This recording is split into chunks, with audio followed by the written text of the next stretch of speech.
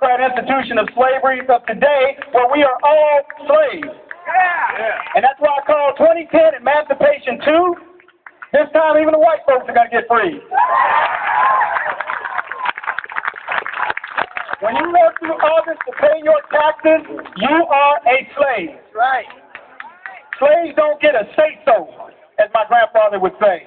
They simply take what massa gives them. And America's new massa has given us health care, something we already had, and he wants to give us clean air, something we already had. He's supposed to close the racial divide, yet we are more racially polarized than we were back in the 60s. You want to know why Obama doesn't laugh at himself? Because that would be racist, silly. I had a lady ask me not long ago, Kevin, do you think Obama is a racist? I said, ma'am, the man is taxing candy. What do you think? I swear I saw a woman going to a candy salon the other day who looked like Ashley Judd, and she came out looking like Whoopi Goldberg.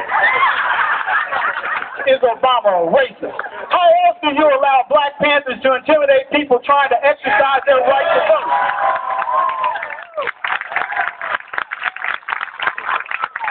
The irony being that instead of white Democrats wearing all white, standing in front of polling stations intimidating black voters, we had black Democrats wearing all black, standing in front of polling stations intimidating white voters.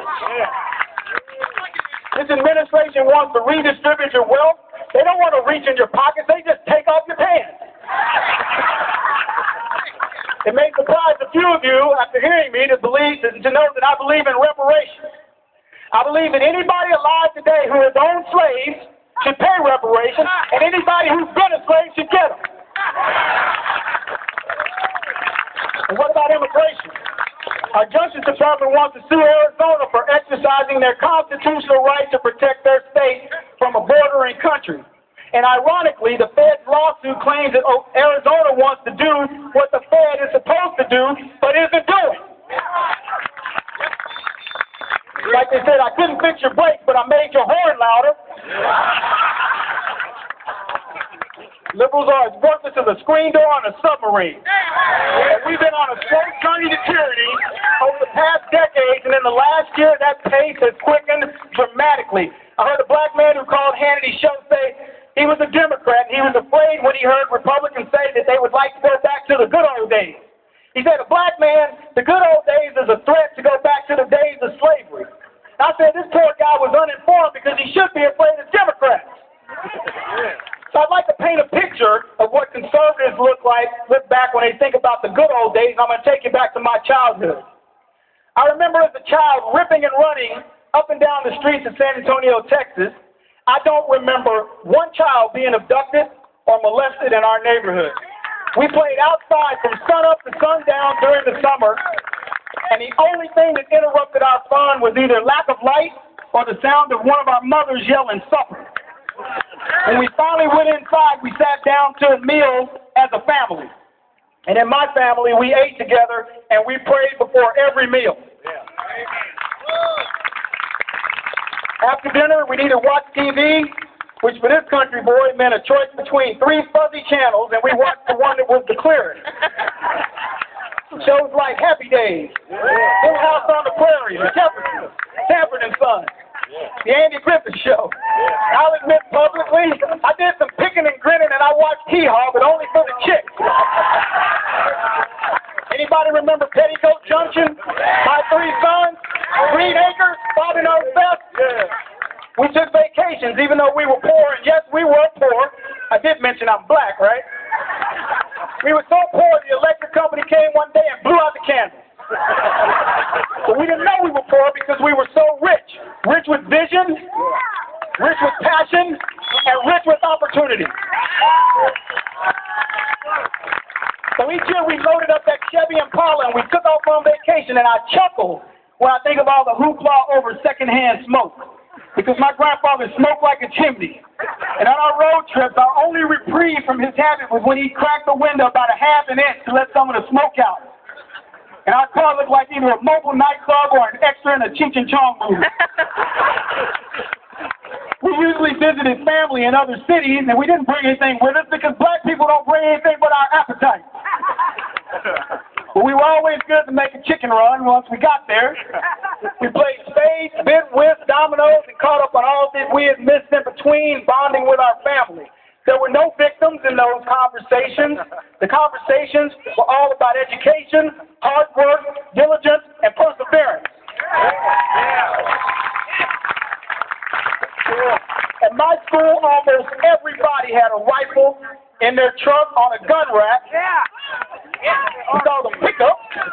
And there was not one shooting in my school in my entire childhood. And by the way, that was when God was in the school. In my day, we honored our military. And it still brings tears to my eyes when I see an old World War II vet in the park or wherever I might see one, and I make it a point to go over and shake his hand and thank him for his sacrifice. Does anybody remember when terrorists were called terrorists and patriots were patriots? When a handshake was better than any contract? These days I feel like I've been dipped in doo-doo and rolled in breadcrumbs. Despite any attempt by the left, however, to kill Lady Liberty, she still exists, though in exile. So you patriots are at the forefront of a new battle. I think America has had all the change it can handle, and the good news is we're getting a rebate, because in 2010 and 2012, we're getting our change back.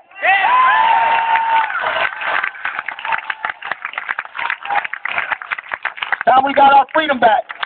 I want hard work rewarded, not punished. I want to live in a land where a lip-turd celebrity doesn't describe earning a good, honest living in the coal industry as the rape of Appalachia. And if you earn your money, then I think you should decide how to spend it. How about a fair tax instead of that criminal enterprise known as the IRS? But I do have a quick question for you. If a lawyer and an IRS agent were both drowning and you could save only one of them, would you go to lunch or read the newspaper? I don't believe it takes a village to raise a child. I think it takes two parents who provide love and discipline, not a welfare mom with 6 kids by 6 crackhead baby daddies. I want people to immigrate to this country legally for the opportunity and not the welfare. Learn the American way, no griping, or go back to your sorry country of origin. And if you're a liberal, you join them. This is America. We are exceptional and proud of it. I wish everybody who desecrated the American flag were to get 30 seconds with me, because I would torture and kick their sorry butts. My goal is to get 20% of the youth and minority population to leave the liberals and the Democrats forever. We will not rely on the Scott Brown effect. The Black Sphere team battles every day. Our team of warriors is spreading the message by putting up billboards like this. 386,000 Republicans died to end slavery. 286 Democrats died to preserve it. Vote Republican.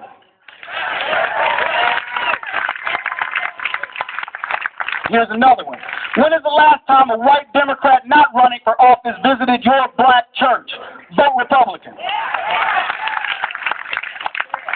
Under Steele, only 23% of non-whites like the Republican Party. That is down 5% from when he became head of the RNC. Now, I say to you that if Steele can't bring youth and diversity to the Republican Party with your support, I will. 2010 is the year of rebirth of the America we know and love. The American past that needs defending is the past that the left wants to erase from the history books or pass off onto others. I'm not going to let them do it. So go to my website, theblacksphere.net. If you don't remember it, come to my booth and we'll get you something to remember. Sign up for the newsletter, get a project you want to work on. Our projects give back to the community. We don't rely on government. So in closing, let me say this. In case the state-run media missed it, you people are the true representatives of America. A country that says, give me you're tired, you're hungry, you're poor, yearning to be free, as long as you get here legally.